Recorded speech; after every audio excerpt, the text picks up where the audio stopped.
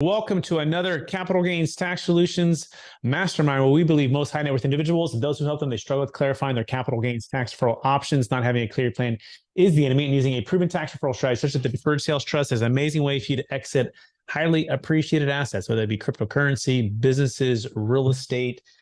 Eliminate the need for the 1031 exchange so you can create and preserve more wealth. My name is Brett Swartz, and I'm founder of Capital Gains Tax Solutions. And each and every week, we are trying to bring the best kept secrets for the Deferred Sales Trust so you can have clarity on how to make this an absolute home run for you on your exit planning purposes. And let's face it, capital gains tax is huge. And when you're looking at, selling highly appreciated assets, that can be as much as 25 to 50% of your gain. And you want to make sure that you have a good plan when you exit. Otherwise, you're going to pay the tax. With the Deferred Sales Trust, we can defer up to 100% of your capital gains tax. Just kind of depends on your basis, depends on your debt, depends on what you're selling. And so in today's kind of talking points that we're looking at today is how to make the DST an investment and not an expense. And the DST being the Deferred Sales Trust. There's really three common objections to the Deferred Sales Trust. And this is probably one of the three for sure that come up. It's like, hey, it seems like it's too expensive. It seems like maybe, is it worth it? What's the return on investment? And so the first thing to always clarify is your capital gains tax liability. I think sometimes working with clients, they can tend to forget what that liability is, or they're not clear on that.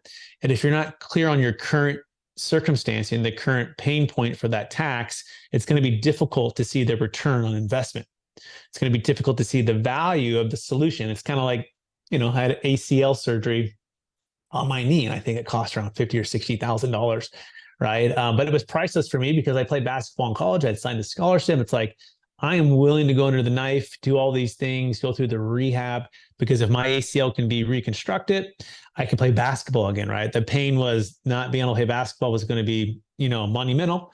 And so the Deferred Sales Trust, likewise, how painful is the tax going to be for you? So you want to get crystal clarity on the tax liability before you step into the next step, which then becomes, do I have an eligible transaction? Do I have an eligible transaction?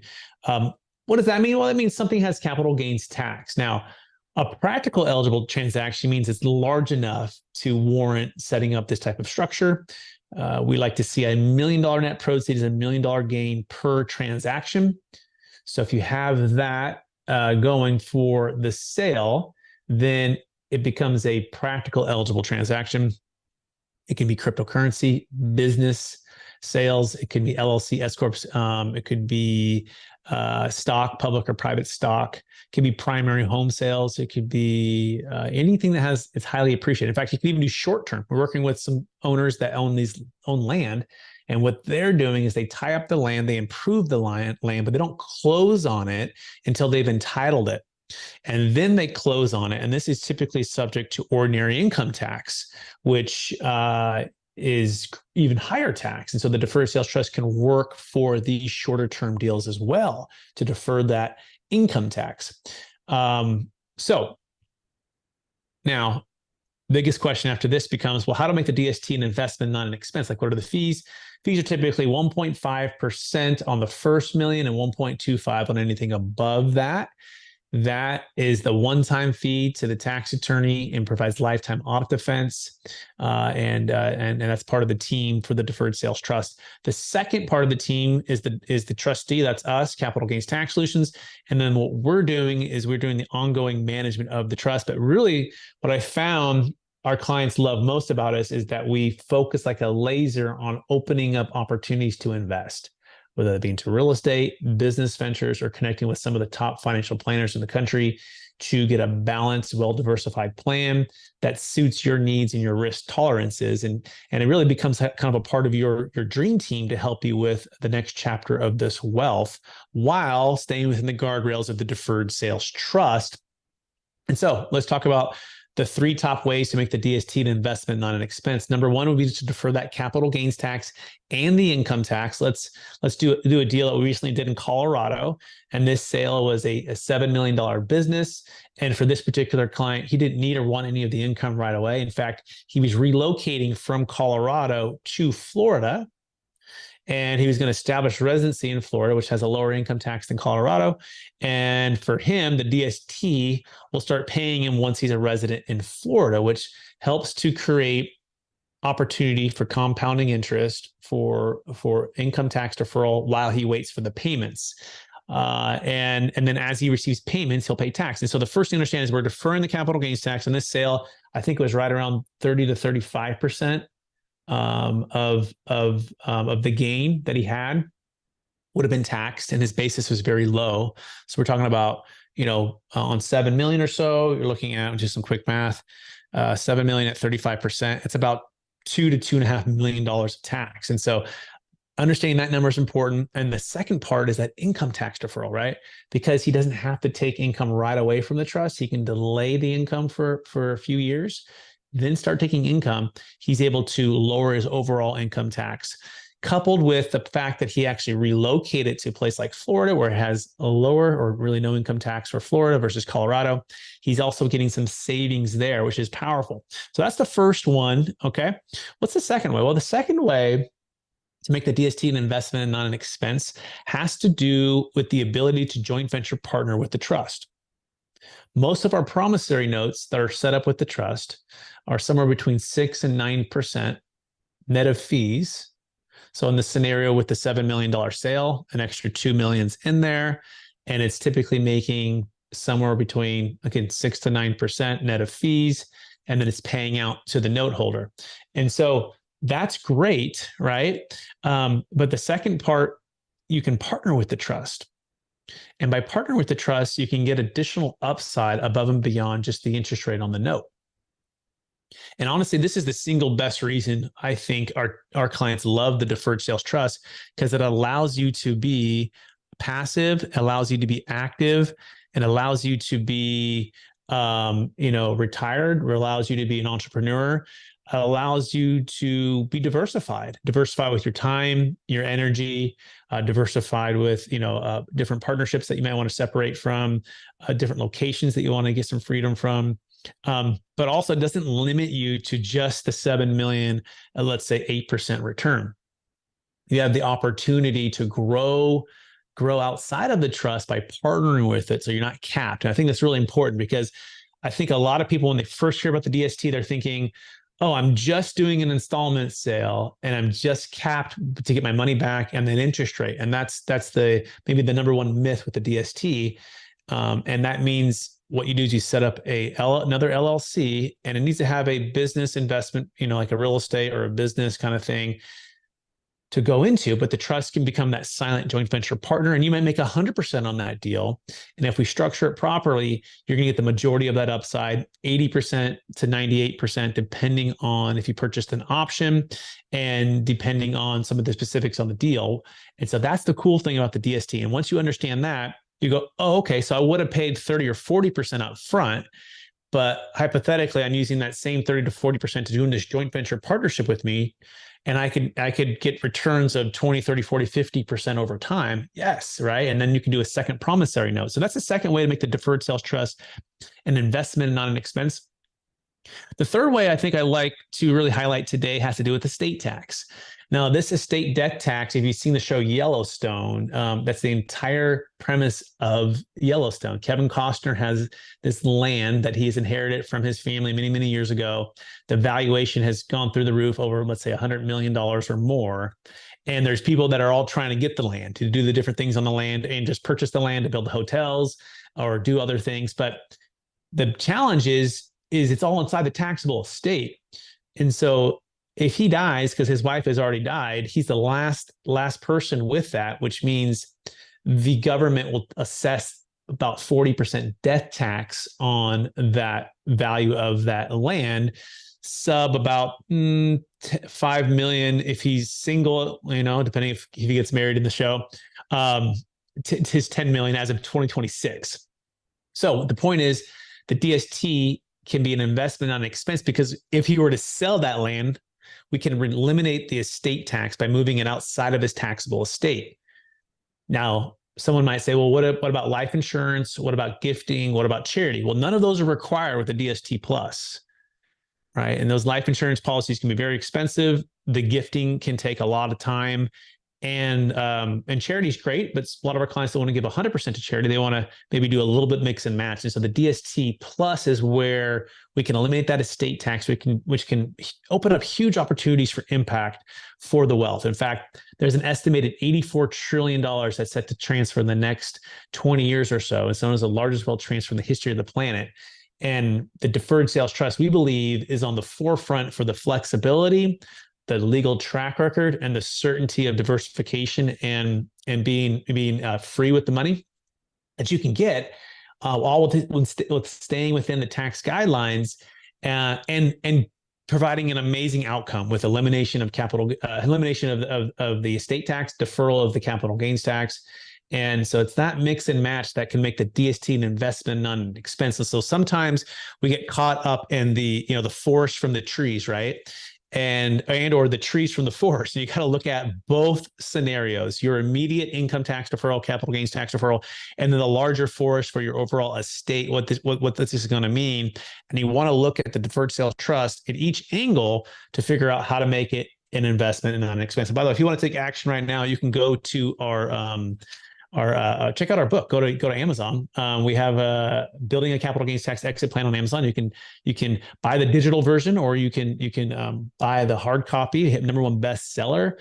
We have people like Kevin Harrington from Shark Tank in the book, and I think you're going to love it. And it's really my story on how we've come to love, know, like, and trust the DST, and what it can do for our clients. That being said, I am joined by some amazing people that are listening in. It looks like here we do have Mr. Jake Carpenter and Rebecca, some of our strategic alliances. I'll call on Jake. Jake, how are we doing today? Happy Friday to you, sir. Happy Friday. And if looks like you might be on mute, so I might have to come back to you there. Unless it's mine. Oh, you might be in my headphones is probably what's going on. So let me go ahead and connect back to that. Rebecca, you want to say hi there? Just in case I can make sure that's not. Nice to see you. Oh, excellent. Okay, great. All right, Jake, back to you. Sorry, sir. So happy Friday after the Thanksgiving. Did you get your Cyber Monday on? And did you get your your turkey leftovers with cranberry on? Or what's going on over there, Jake? My wife is an amazing cook, so we hit the turkey pretty hard. And it's in my area of the country. It's officially winter today. We had golf ball sized snowflakes coming down. So I hope the rest of you are maybe in better weather, unless you like a lot of snow. Roads were terrible, but I'm grateful to be here. Excited to be here. Talk about the Deferred Sales Trust again. Had a great Thanksgiving. Very blessed. Excellent. So what's the #1 way that you help people overcome the deferred sales trust, as it pertains to making it an investment and not an expense? Can you break down if someone says, well, Jake, it just feels like it's pretty expensive, Jake. Like, how do we make this an investment and not an expense? I think the first thing that us, meaning our team here, Brett Swartz, myself, Jake Miller, Rebecca Monson, what you're doing when you engage the Deferred Sales Trust is you're choosing your team, right? That's what Brett and I always say. And when you choose this team, our job is to take this strategy and to customize it so it is just that. It's an asset. It's not a liability. And so the way I break that down is, okay, yes, there's some expenses to setting up and running the trust, but it is really hard for us to even try to make it so expensive to outrun the 30 to 50% capital gains haircut you're going to take right out of the gates, and then potentially another 40% of estate tax just on the federal side. On top of that, we're not even talking about the state estate tax. So one of the ways that our team does that is not only deferring the capital gains, not only addressing the state and federal estate tax, But we come together as a team. We work with your professionals, your CPAs, your attorneys, your financial planners, your real estate brokers, and we build a strategy based on your risk tolerance to put you in assets and to put you in a position to invest in assets, whether directly or passively, to outrun and create more income and growth than you normally would be able to in just a traditional stock bond mutual fund portfolio or just a passive real estate investment that you'd find on the street somewhere. Yeah, very well said. And this is Jake Carpenter. He's with Carpenter Capital LLC up in the state of Washington, and he's one of our top strategic alliances. What I love about Jake is he has a great understanding and expertise of the deferred sales trust, as well as he has a great understanding for real estate and securities, traditional securities, which is great. Yeah, I couldn't agree with you more, Jake. I think building a team is so important, right? This strategy is not a simple strategy that anyone can do. It does take experts that are executing the business plan. This acts more like a C corp than it does like a living trust, which you set up one time and kind of just fund it and forget it. It is an ongoing living, breathing entity that is doing business with you to pay you back the money plus a return, and takes professionals to execute it. And that's the key, right? You want to make sure you are always remembering what the trust has for its equity. Like, does it have, like I was reviewing it with one of my clients today, and we were going back and I say, hey, do you remember what the trust, what you're deferred? Like it's been a couple of years, right? And he's like, I haven't looked at it in a while. I'm like, well, maybe let's review it. Let's talk about it. And I said, what did you buy your house for? And we looked up on Zillow or Redfin, and it was like $260,000 in 1997. And he was in California. So he was, I said, okay. And I said, did you put any money in? He's like, maybe about $100,000. I'm like, okay. So about $100,000. Got it. So you're about, let's call it 360,000 as your basis. And then I said to him, well, what'd you sell it for? About 1.45 million. And then we subtracted the closing costs. He said he paid about 3% closing cost. So I go, okay, so you have about a 1.4 million. And I said, it was your primary, right? He goes, no, it wasn't my primary. I'm like, oh, it was a rental. And he goes, yeah. And I go, and you depreciate it? He goes, yeah. And so we did a rough depreciation schedule. So we dwindled his basis down to about like 125,000, something like that. And so I said, well, let's remember this: 1.4 minus 125,000 as a $1.28 million gain. Let's take 40%. You have the state of about 13.3. You have Obamacare of about 3.8. You have depreciation recapture, and you have federal of about 20. So I go, that's like a $512,000 tax liability. And I go, wow, that's a big amount. And he had a little bit of debt he paid off, but we basically estimated that in the trust, 52% of the trust funds were owed to the government. And so I said to him, what's interesting is we're looking at these fees. A lot of times, sometimes we forget that this isn't all your money. In fact, 52% of it's the government's money, and the government is charging you zero interest, and the government is paying a part of my fee, and then also paying part of your interest, payments back to you. And 48% of it is yours. I go, this might be one of the best deals I've seen. 52% of the proceeds would have been gone.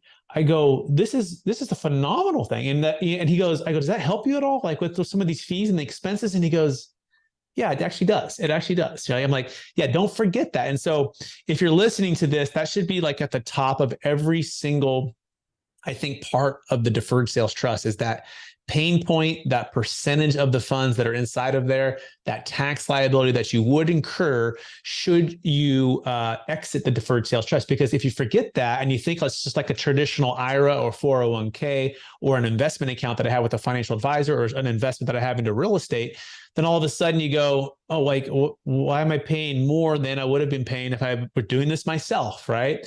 Rebecca, any thoughts on that? As you're in real estate, you're a top realtor up in the Truckee, Tahoe area, and clients are looking at this. What's kind of your feedback on what I just said there?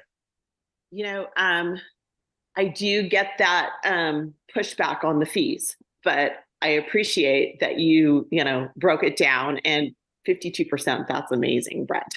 That's an amazing deal. I haven't come across one of those yet, but because he obviously rode the wave of appreciation for California. I mean, that's one of the positive sides for California, right? Real estate values have gone up so much, but yeah, I mean, it's amazing how much taxes, especially in California, that people are responsible for, whether it's an investment property or, I mean, even, just a second home that they didn't rent out. Those are the crazy things, because a second home you don't depreciate. So yeah. It reminds me of goal setting, right? Like, Yeah. if you set goals, we're setting our goals by the end of the year, do some goal planning, right? And if you aren't looking at those goals, or you're not like, looking at your vision for your life or for whatever your financial plan, whatever, it's easy to forget. We all forget, why we started to do the things that we did in the beginning, and it loses that momentum. I've heard this quote by Craig Groeschel. He has one of the number one leadership podcasts in America, and he says, "Momentum is greater than the sum total of all your leadership, resources, and strategy combined." And I thought about that for a second. I'm like, wow, like greater than the sum total of all three of those things. That's pretty remarkable to think about. And I think you can apply it to everything we're talking about today, right? Because you have this huge sale, you have all this momentum that's built up. And in this scenario for this client, he had bought in 1997. It's in the Silicon Valley, and boom, he's selling in 2020, right? So tremendous, huge momentum, and then a huge exit, right? And a huge momentum for the DST, like boom, we got that, we got it in place. And then what happens to momentum? Or even like a saying that vision leaks, right? Vision leaks. Like if you're not constantly reminding yourself of the vision and the things that you're doing and why you're doing them, it starts to deflate, whether that be for your family, whether that be your business, whether that be for everything that we're doing in life, it starts to deflate. And so I think that's what happens with folks, right? It starts to deflate, and we forget that the momentum of the upside and of the exit, now it starts to, you start to forget, and you start to, do I even have any tax? Yeah, you still have tax. As you get payments back, you're going to pay the tax. Okay, let's regroup on that. And then it starts to click again. Any thoughts on that? Actually, I'm going to bring in someone new today. I see Todd today. Todd, any thoughts on anything that Jake, or Rebecca, or I have been talking about?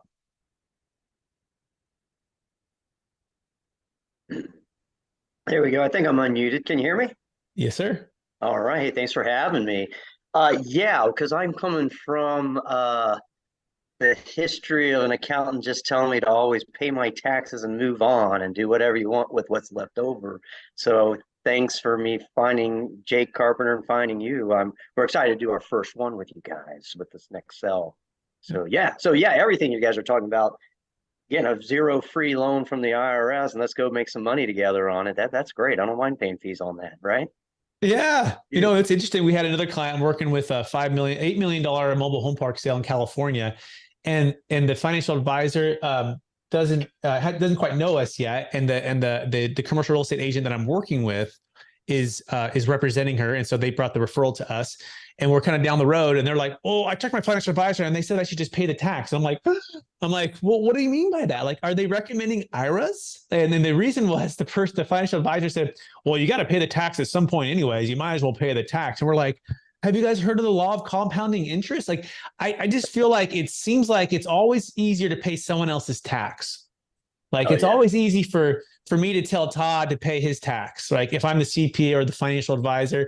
Now, I'm hoping that the financial advisor gives us a shot and like really looks at it and considers it, and see if we can bring them in to help with the thing. Right? I'm hoping, have an open mind.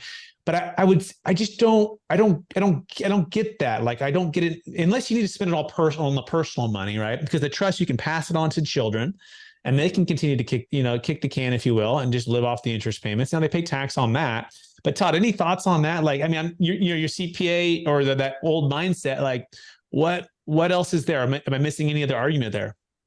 No, you guys allowed him and our attorney on that one phone call. He only had to be on one phone call to say, "Okay, Todd, go for it. Let's do this." And he wants. The amazing thing is, I'm blessed. He invests in a lot of our deals, so he wants to see how this goes to see if he can bring himself and some other clients in with you. So thank you. Just thanks for the opportunity. I'm thrilled. Well, Todd, I appreciate you sharing that. And that's what we found, right? Once, because you can't blame the CPA, right? Because a lot of these guys, they get approached with stuff that's never worked or doesn't work or so new.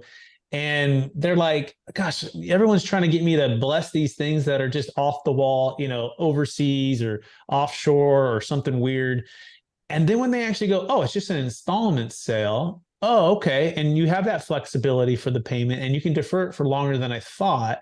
Then all of a sudden they tend to bring us the referrals. They start to say, oh, I've got 10 other clients for you guys. Where have you been the last 15 years? All right. So Jake Carpenter, any thoughts on that feedback for Todd here? Jake, and he might be talking right now, but Rebecca, any thoughts on that, or does that help at all for someone who's live like Todd here? Oh, I love it, and I love what Todd said about the $0 free loan from the IRS. I mean, and getting your team, not the capital gains tax solution team, but the person's team on the phone with you guys. Just makes a world of difference. I think once people understand what it is, because there is that fear, there's definitely a million things. I mean, I can't, CPAs, financial advisors, they get bombarded just like realtors. We get bombarded with a million other things, invest in this, I'll give you leads for this, that kind of thing. So I can only imagine. So to have a little bit of skepticism is okay. But take the time, sit on an hour phone call, learn about it. It absolutely makes sense. I know personally, when I found out about this from a friend, I was absolutely just in awe of what it can do, the opportunities that are out there. I knew immediately that it was an incredible solution for people. Yeah, thanks, Rebecca. Yeah, that's exactly right. If you want to take action, you can go to capitalgainstaxsolutions.com. It's capitalgainstaxsolutions.com. You can also check out the book, Building a Capital Gains Tax Exit Plan, and it breaks down the entire journey of basically zero to hopefully we can become your hero with the Deferred Sales Trust, and our secrets, really. And we try to just give it away so that you understand it and get comfortable with it as much as you can. It is a big sale, a big exit. If you have a team, and if you have a strategy that helps you get from A to B, A where you're at, B where you want to be, and the Deferred Sales Trust can help you do that, we believe it can. But you got to have an eligible transaction, $1 million net proceeds, $1 million gain, but it can be crypto, business, real estate. It can be partnership separating. We've done car washes. We've done mobile homes. We've done multifamily. We've done luxury primary homes. We've done public-private stock. We've done, those are just a few. Oh, we've done land, short-term land deals, right? Large deals. We did 46 million in Texas last year. So lots of opportunities that we can share deal stories to get you comfortable and proficient. And that's really the key. Looks like we do have a couple other strategic lines to join us. We have Jake Miller and Micah today. Jake, how are we doing today? Doing very well, Brett. I was just adding to your list of amazing things that we've done. And there's a racehorse, there's Bitcoin, there's anything that is a highly appreciated asset that qualifies you to use the deferred sales trust can be an opportunity for you to save hundreds of thousands of dollars on taxes. And that's something that we help people out with every day. And it's just a wonderful thing. Absolutely. And Mike, I'll pass it to you too. What are you hearing that you're liking today, and any feedback or thoughts for the viewers today? Yeah, I really like being able to go into one sector, maybe it's real estate or where we've said, and you can pivot. And you don't have to stay in that same sector. You don't have to stay in just a 1031 exchange and keep it in real estate. You can start letting it work for you. You can start that drip of income stream, right? It's an amazing tool. And the neat thing about it is that you get to use a team that has been there and done that, because you're always scared of something the first time. But when you've been in it and you've seen it and you've read the book on it, it's kind of neat because it's doable. Absolutely. And Jake and Micah can be found at strategictaxsolutions.com. They are partners in life, being married, and they run Strategic Tax Solutions and one of our top financial advisors to work with. And what I love about them is they also are very entrepreneurial and out of the box. Like Jake is one of the most cerebral strategic thinkers, which is great. You can go to strategictaxsolutions.com to learn more about that. I'm going to pass it back to Todd now, because this is kind of a unique opportunity, right? Todd, he hasn't closed on it yet. And Todd, What questions or thoughts or concerns or hesitations, anything at all that you have that you could just kind of toss up and let's see if we can mastermind it? We love that. Okay, so here we go. I'm still learning this all. We don't own, me and my wife and I, we will not own the deferred trust, correct? It'll have its own federal ID number. What we will have is the promissory note that will hit on our personal financial, right, Jake? Absolutely. It's exactly right. Okay. So here's the key to this, right? If you owned it, you just sold it to yourself. You wouldn't need a third party unrelated trustee. And anyone could sell anything to themselves and just defer the tax, but that doesn't make any sense, right? And in a traditional installment sale, you could also carry paper for the buyer, right? And someone might say, well, why not just do a traditional installment sale? Well, in that scenario, the funds are not diversified, they're not liquid, they're not really much available except for the payment that's coming to you, and you might have to foreclose back on that asset anyways. And so the essence of the deferred sales trust has a solid foundation. If you go to your CPA, they know IRC 453, a seller carryback. It's called selling on terms on contract, a couple of different ways to think about that. But essentially think about that. But the difference now, and by the way, if you sell your asset on regular terms, you don't own that asset anymore, right? That makes sense. Yeah, you sold it and you let them borrow the money and they're going to pay you back slowly over time. Now, if they don't pay, you can foreclose. The collateral is the asset, and then you can take back the asset. In this scenario, the collateral can be secured against the biggest companies in the world. It can be secured against, multifamily assets, multifamily funds. It can be in, Home Depot, Google, Apple, Facebook, whatever you feel great about, like Home Depot. I mean, I'm not the financial advisor. You work with Jake Carpenter to do that on this one, but it can also go into real estate deals of your own. You could also partner with the trust and kind of like a self-directed IRA in that sense, with properly structured, you can invest into other assets where you're running the deal. It's really flexible.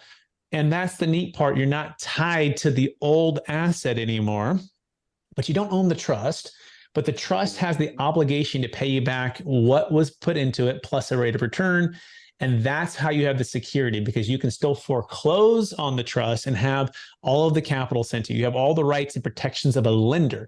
But guess what, Todd? Most people haven't been a lender before. They've only ever been an owner. And so it's different. It's like riding a bike for the first time, right? They've had loans for houses, that a bank has loaned money on, right? And then they were the owner still, but a lot of people have never loaned money before. And so it is a little bit different. It's that shift. Then you couple that with the emotional, oh my gosh, this momentum of me selling everything.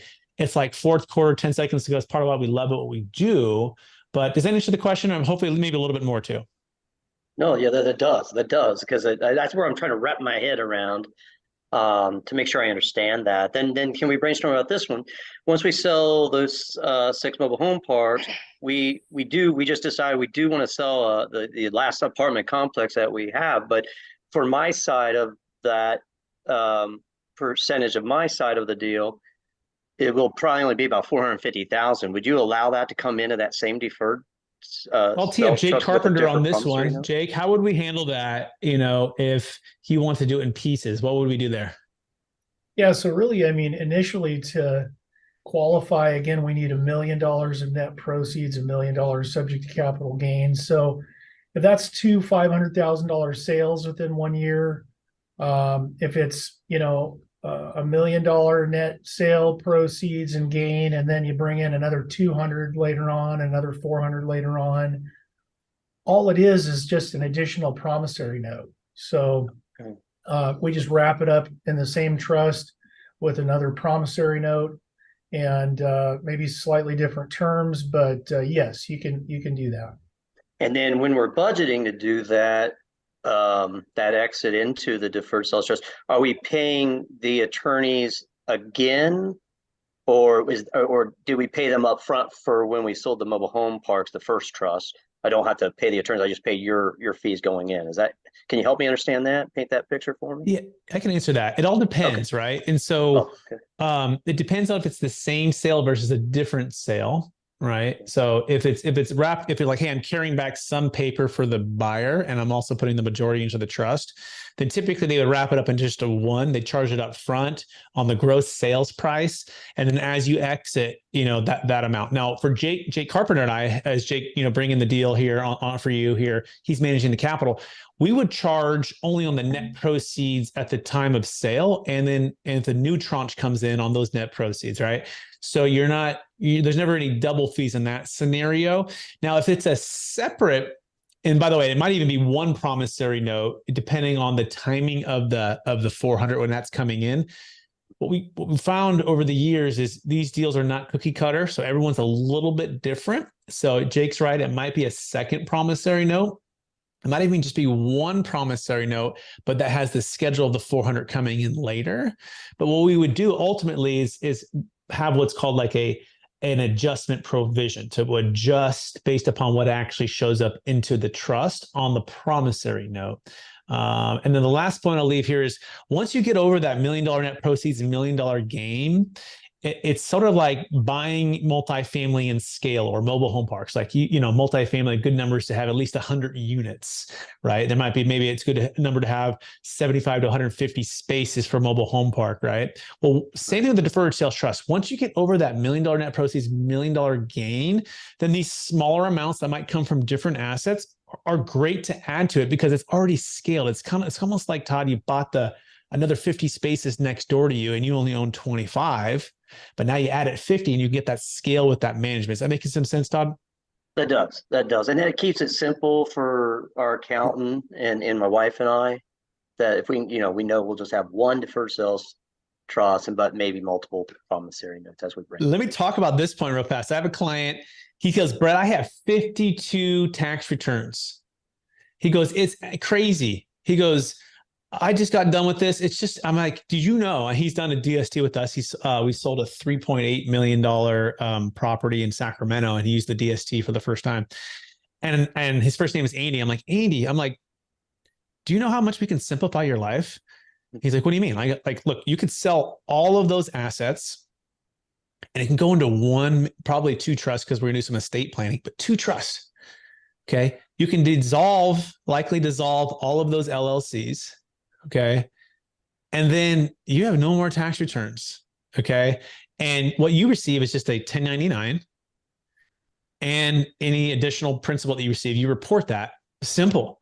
He was like, wow. So sometimes the DST not only is simplifying, or deferring your tax and giving you financial benefit, it's simplifying the paperwork. I mean, in paperwork, it can be draining, right? To go through that every year. At a certain point, this gentleman's, he's a very high net worth individual. At a certain point, the peace of mind and I have to deal with paperwork can mean a whole lot. And so I just wanted to throw that out. Todd, what other questions or thoughts do you have that maybe we can tee up and ask Jake Miller and Micah as well to see if we can answer them? I think I'm okay now because I've been listening to all your other YouTube videos. Thanks for putting this out there. I just want to keep joining to kind of learn more and more so it's smoother, so I don't have to keep asking these questions to you and Jay Carpenter. But yeah, we're feeling real comfortable. We just got to get the mobile home park sold and let's start the first one. So fantastic. I don't think I have another question on that. So, but thank you for asking. No, keep coming back, Todd. I appreciate the diligence on taking action to get educated and as much as you can before the exit, right? So there's no surprises. This is why we want to put the content out so that you can watch it and pause it, replay it, play it again, right? And check out the book. Jake Miller, what thoughts do you have? We've been talking a lot here. What say you after this Thanksgiving? Last week being Thanksgiving, what say you? Yeah, so mostly it's a wonderful time of year when people are finalizing their books, finalizing their business negotiations. They're doing end of year money movements for those tax breaks. And oftentimes they're looking at possibly closing on that biggest sale of their life, right? And that's when the deferred sales trust might help them remove obstacles that would normally be in their way. One of those is paying that tax bill. You have a lot of clients selling that piece of real estate, selling the mobile home park, selling that business, whatever, that are thinking of, hey, do I need to do installments? How do I mitigate the ramification of all this money coming to me at once? And the answer is you can have your cake and eat it too. Because with a deferred sales trust, you can receive all of it all at once. You don't have to break it up into installments. You don't have to do all this other tricky financial tax strategy stuff, because this is a keystone strategy that, if done right, all the other strategies fall in line beside the deferred sales trust to help optimize a client's tax flow or diminish, I guess the optimization of tax flow is not having any, right? So that's what our goal is. Very well said, Jake. Mike, you want to add anything to that, or highlight anything that Jake said there? I had a thought and then I had a message come up, so then it just kind of made my thought go out the window. But I will say that the deferred sales trust is a neat vehicle that is just so dynamic in so many ways. But I'm sure it'll come back to me. I unmuted a minute ago. It'll come back. And when it does, we'll be here to answer it. Cool. Let's see if anyone else on here today. Felipe, he might be with Jake's team, which is cool. Otherwise, it's just us hanging out. I'll pass it back to Rebecca. Rebecca, any questions or thoughts, or Jake Carpenter here? No, I don't. I'm sure I do, but not one off the top of my head right now. Yeah, I had one the other day. I should have written it down. Oh well, sorry. Write them down and come back. Jake Carpenter, any thoughts before we wrap it up? Yeah, I do want to just say that Todd here on the call is in some ways kind of a model seller, because he did things the correct way, which is do your due diligence, get your professionals involved. You want to compel them to go through the due diligence, get your CPA, your attorney, your financial planner, your real estate broker, make them go through the due diligence, because it's either going to help you determine that it's the right strategy or it is not the right strategy. But, our team, Brett Swartz, Jake Meller, Micah, Rebecca, we're here just to educate and take you through the due diligence process. Guys like Todd, sellers that are wealthy like him, that are smart like him, they'll be able to decide once they go through the due diligence if it really is for them and it makes sense and it works for their situation. And too many times we have situations where the seller's professionals won't even engage in the due diligence process. And it makes no sense. They're making a very expensive decision for the seller. And Brett and I and Jake and I, and we sometimes scratch our heads and go, why would they allow their professionals to not go through the due diligence process when they've got a 3, 5, 10, Brett, what was that one that we just came off the hook? That was a $60 million sale. What was the capital gains tax on that? He had no basis, and it was a business, and he wasn't even aware of what the estate tax was going to be, and his professionals were not excited about the DST, and yet he wasn't even prepared to have an estate tax, situation. So yeah, and we wish him very well. And I'm like, hey man, if you have a better strategy for what you're doing, please, man, we're Capital Gains Tax Solutions plural. Like, we'll bring your strategy in too. And yet, I think for him, he had a long-term relationship with his advisors, and his advisors had different ideas and different plans. And I think they just kept saying they thought it was risky. And it's what most of them will say. Oh, we just think it's risky. And they go, well, have you signed the NDAs and gone through the due diligence and seen the track record of thousands of closes? No, we haven't done that, but we just think it's risky. Go, okay, well, hey, I wish you all the best. I hope whatever you're doing has all of that track record and all of that legal stuff. And he chose his team. And so sometimes we lose them, and that's okay. He was very nice and he was very straightforward about it. And so I wish him all the best, but you can only help so many people, and sometimes you win, sometimes you lose. I think Micah had a question here or a thought. So Micah, I want to tee you up real fast. Yeah, no. So when Jake was kind of talking about the due diligence part, that's what spurred kind of my thought coming back to what I was trying to write down before. But basically, It's making sure that you are getting in front of the sell, right? And being proactive. I mean, I think it's great that Jake Carpenter has brought Todd on so that you can get in front of it, right? And one of those things, I'm not sure if you talked about it before I joined, but making sure that you have those parameters in your selling agreement so that it gives you that opportunity, right? I mean, it's kind of neat because you don't have to go through with the DST if you don't want to.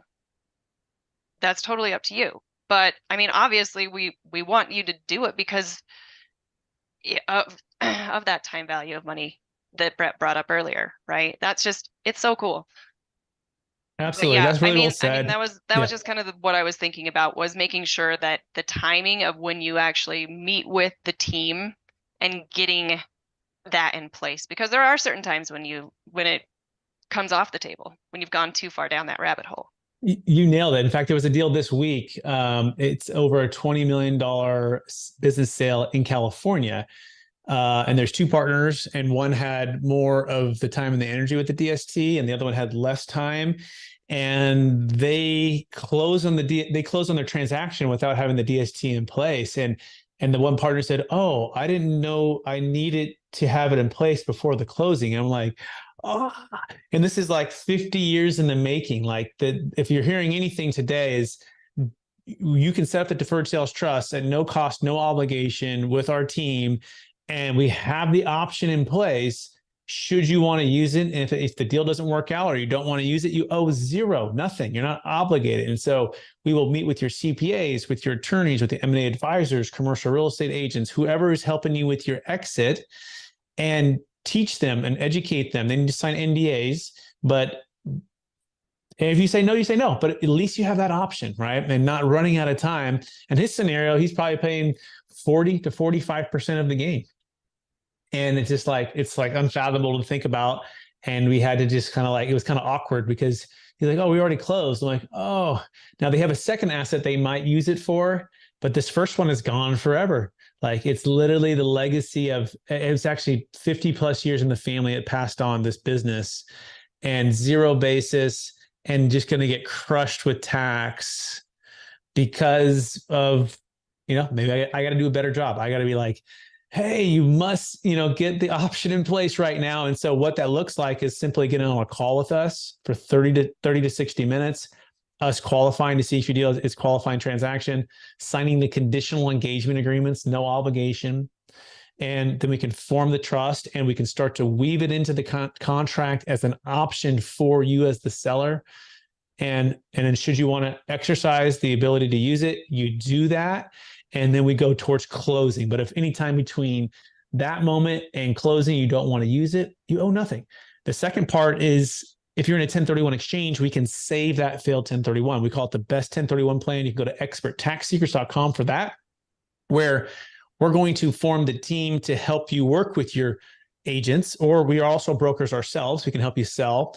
And when the funds get to the qualified intermediary that we have the relationship with, we give you that backup plan should that 1031 fail. You don't want to get caught in 1031 jail with accommodators who don't know the DST or will not cooperate with the DST. Make sure you're working with us for any 1031 exchanges.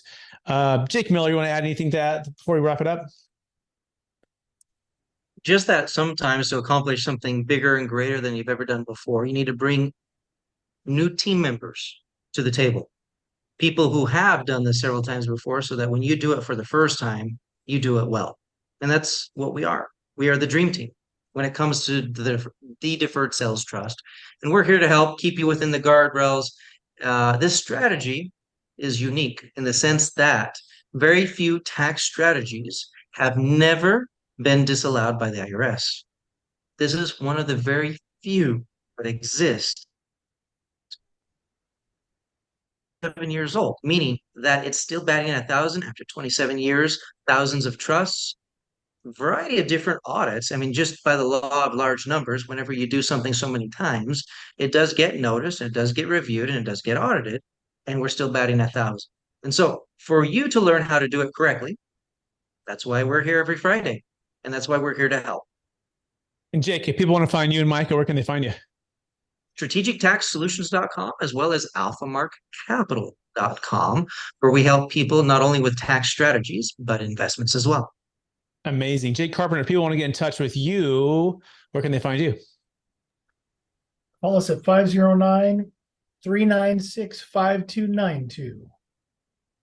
Amazing. And I also want to thank Rebecca. Rebecca, if people want to get in touch with you, sell that luxury primary home or investment property in Tahoe or Truckee, Rebecca, where can they find you? Sure. Reach out to me, phone or text 530-448-9740. Amazing. And or go to RebeccaMonson.com, MONSON.com. Fantastic. Hey, I want to thank everyone. I want to thank you, Todd, for participating and sharing a part of the due diligence story with everyone out there. I want to thank Jake Carpenter, Jake Miller, Micah, Rebecca for being believers in the DST and what we're doing and to help people. And I want to thank you, the listener, for attending and watching the replay or watching it live on YouTube. I want to encourage you to start right now. Take action on everything you're learning. Don't hold back on the due diligence. Learn how to make the DST an investment, not an expense. Clarify your vision for your exit plan. And then call us, email us, connect with us. Go to capitalgainstaxsolutions.com.